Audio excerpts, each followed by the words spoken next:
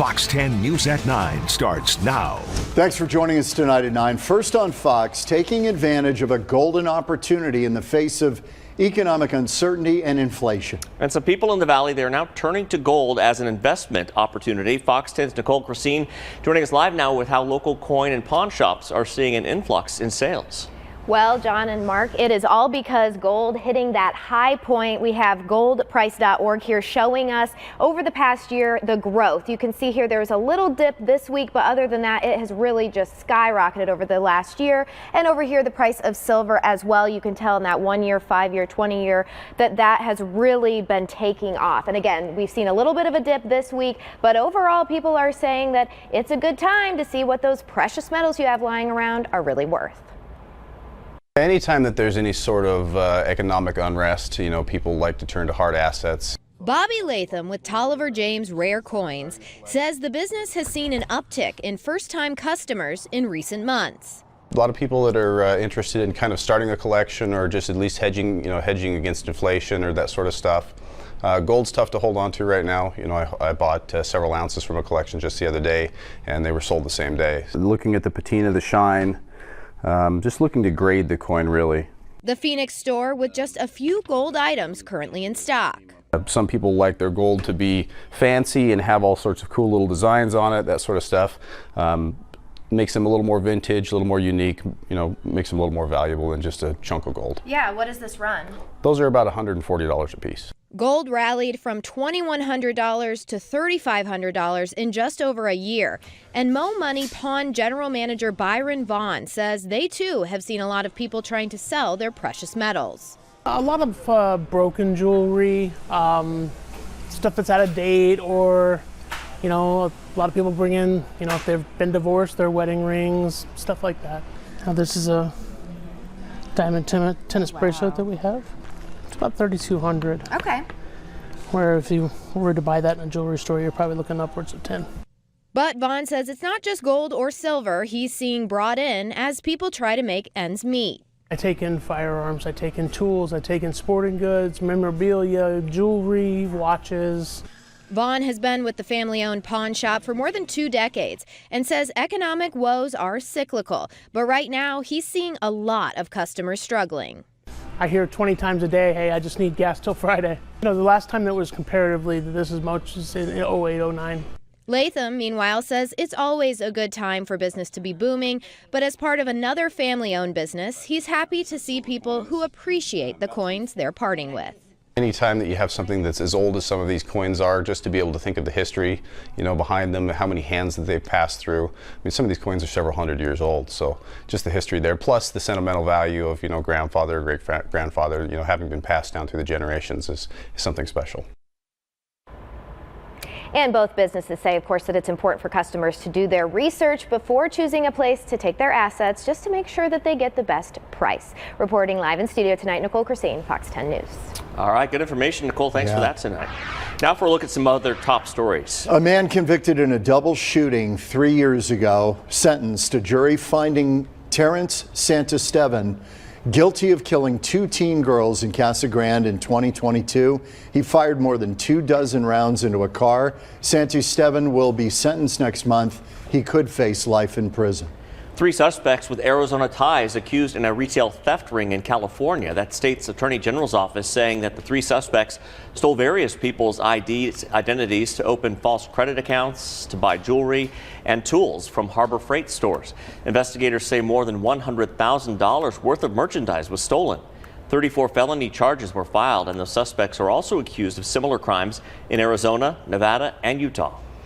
A massive scrapyard fire put out in Phoenix earlier today, but this was a scene near 19th Avenue and Broadway. Multiple Phoenix Fire Department crews responded to put out that fire. It was stubborn, spewing out black smoke that could be seen for miles. No one was hurt and no word on what started the fire. We're just a few hours away now from Pope Francis's funeral, and preparations are well underway as mourners fill the Vatican to show their support. The doors of St. Peter's Basilica were closed as church officials sealed the casket.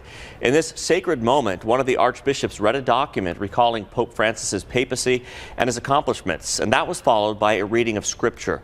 Before the Pope's face was covered with a white silk veil, Cardinals of the clergy will meet once again as they begin the process of electing a successor. Preliminary meetings that are taking place right now, that's when a lot of the initial, I hate to use the word deal making, but they're able to get to know each other, because remember, because of the amount of cardinals that were nominated under Francis, we have a unique situation where a lot of them don't even know each other. And more than 200,000 people are expected to be at the Vatican to pay their respects. You can watch the services for Pope Francis live right here on Fox 10. Our coverage begins in just a few hours at 12:30 a.m. Arizona time. Well, Arizona really is a tale of two states this spring. Still ski season right now in northern Arizona, but here in the valley, tomorrow marks the start of Salt River tubing. Now, there aren't too many places where you could snow ski and then go tubing in the same weekend, maybe even in the same day if you were really aggressive. As for the Salt River tubing, they open tomorrow 8 to 6 on weekends, and tomorrow's day one, and then 9 to 6 on weekdays. There are 3 different routes that you can take, different lengths, and some of those can last, if you want to, 5 hours. These are $28 for tubes rental, $22 if you bring your own tubes. We also have shuttles in case you want to bring your friends and have your own private shuttle to go to the river. Yep, they make it easy. For more information, you can go to fox10phoenix.com. And Salt River tubing is the unofficial kickoff for summer here in the valley. So what will the weather be like as people start to get in the water? Yeah, let's check in with Ashley with a look right now, and cooling down a little bit. It is. It's going to be a beautiful one with those temperatures sitting in the 80s. I mean, take a look at this forecast that we have tomorrow for the Salt River tubing.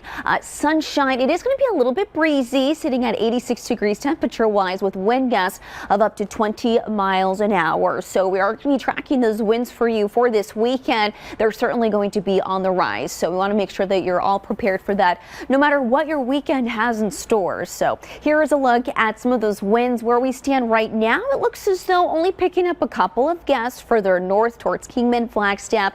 30-mile-an-hour wind gusts right now. However, starting tomorrow, that's when those winds are really set to ramp up, and in turn it looks as though eastern Arizona picking up some of the gustiest winds as well as some of the driest conditions. We're under some red flag warnings for this weekend as well, so this is something that's going to be on our radar.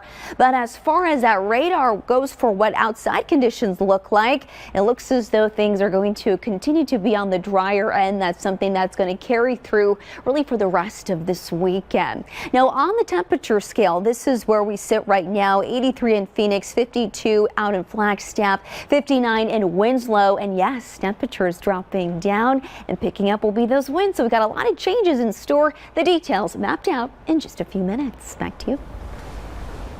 Okay, Ashley, thanks. Still ahead at 9, Arizona cracking down on unlicensed marijuana and THC. The new enforcement going into place right now.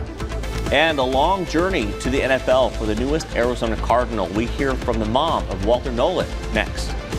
And a live look at Chase Field. The roof open tonight, fireworks later, and a concert happening as well. Scotty Hastings performing for Country Night.